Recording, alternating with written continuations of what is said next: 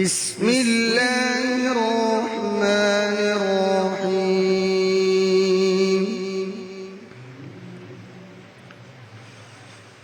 وقضى ربك ألا تعبدوا إلا إياه وبالوالدين إحسانا إما يبلغن عندك الكبر أحدهما أو كلاهما فلا تقل لهما أف ولا تنهرهما وقل لهما قولا كريما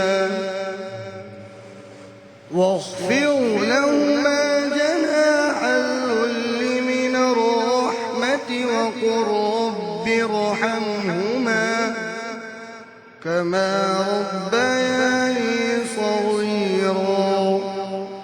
ربكم أعلم بما في نفوسكم إن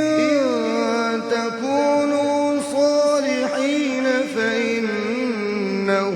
كان للأوابين غفورا وآت ذا القربى حقه والمسكين وابن السبيل ولا تبذر تبذيرا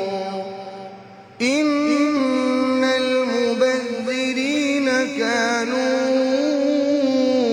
إخوان الشياطين وكان الشيطان لربه كفورا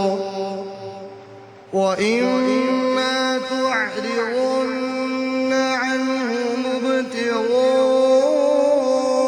رحمة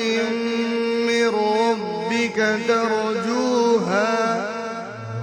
فقل لهم قولا ميسورا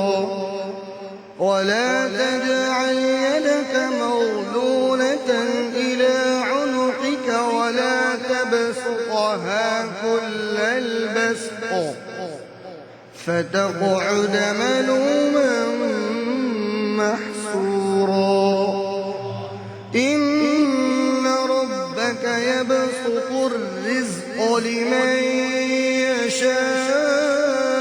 يشاء ويقدر إنه كان بعباده خبيرا بصيرا صدق الله العظيم. ہے ہند میں انوکھا مرکز تحفظ دین یہ دین کا ترجمہ ہے مرکز تحفظ دین.